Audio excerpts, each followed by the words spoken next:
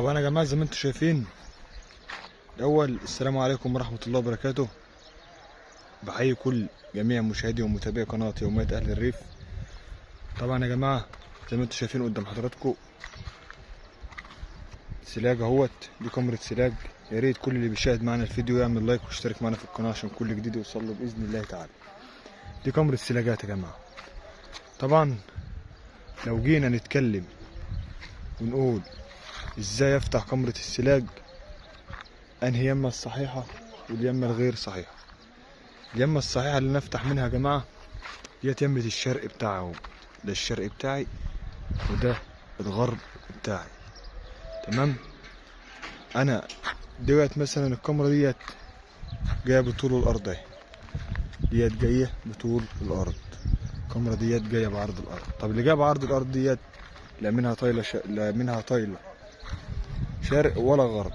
المفروض ان انا افتح من اليمه بقى، افتح زي ما انا فاتح كده، ما افتحش من يمه هناك، افتح يا جماعه من اليمات. تمام، من اليمات. طيب الكاميرا ديت اللي هي جايه بطول الارض اللي في وشها الشرق وفي ظهرها الغرب، افتحها منين؟ مش هينفع افتحها منين، افتحها من قدام، افتحها من قدام او افتحها من الجنب ده او الجنب التاني. بس طبعا مش هينفع افتحها من الجنب دوت عشان الكاميرا عريضه وبفتح على قد شغلي. تمام. بالنسبه للحتت المعفنه يا جماعه ديت زي اللي هي قدام حضراتكم ديت، المرمى ديت بتقابلنا على الكاميرا. هوريها لكم دلوقتي.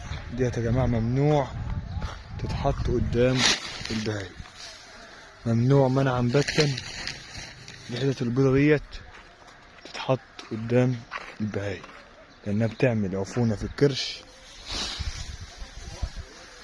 بتعمل اهي، بتعمل عفونه في الكرش الحتت البيضه ديت. تمام. بتوقف الكرش، بتعمل تلبك معوي، فديت بلاشها خالص. اول ما تقابلني الحته ديت بدل ما فرفتها واحطها في السلاج، لا ارميها خالص احسن. تمام. واللي ما عندوش سلاج ما يعرفش ياكل بهايم. سيبك من اي حاجه تاني بقى، مش هنضحك على بعض.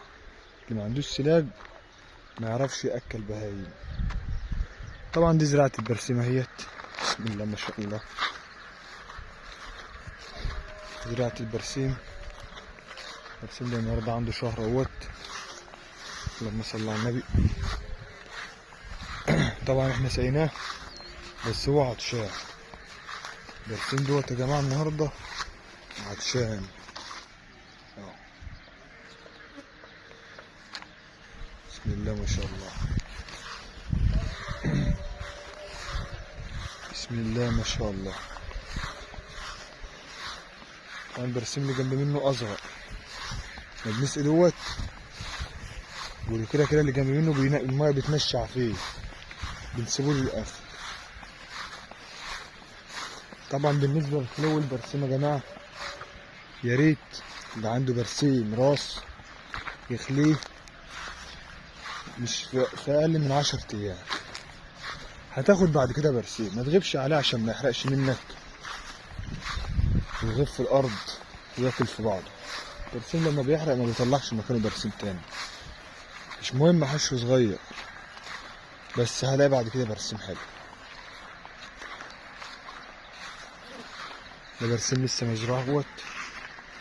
طبعا يعتبر البرسيم دوت من اول البراسيم اللي اتزرعت السنه دي. البرسيم اللي قدام حضراتكم دوت من اول البراسيم،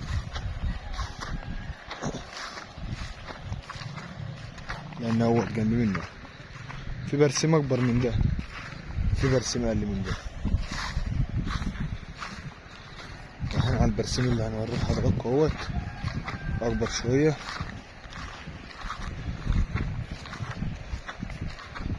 بسم الله ما شاء الله، اللهم صل على النبي، اللهم صل على النبي.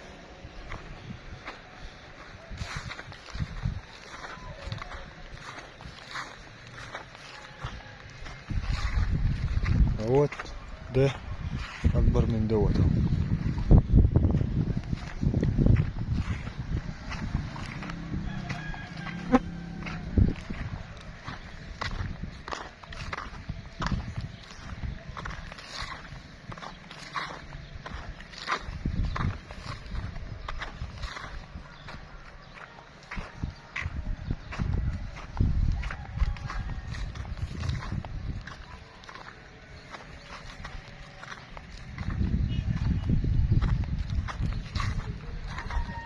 طبعا البقعة اللي انتوا شايفينها الخفيفة اللي قدام حضراتكم ديت كانت مكان تبني غلة.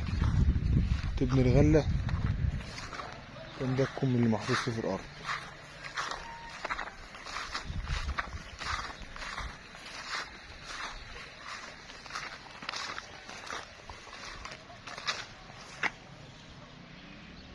طيورات يا جماعة، قطط بتاكل هنا ريش اهوت. طبعا احنا لاحظناه لان لقيت مكان البرسيم كده مش مظبوط. قطة هيت ولا كلب واكلة حمامة. طبعا الريش ده غلط غلط غلط غلط على المواشي، يتشال فورا. اوعى تحط للمواشي برسيم او اي عود خضار في ريش، لان الريش ده لا قدر الله ساعات الريش بتقف في زور البهيم تزعلها، وساعات بيعمل غش يخليها ما تاكلش. بسم الله ما شاء الله، بسم الله ما شاء الله، بسم الله ما شاء الله. دي درايه من اللي بتتزرع على الحدود اهيت.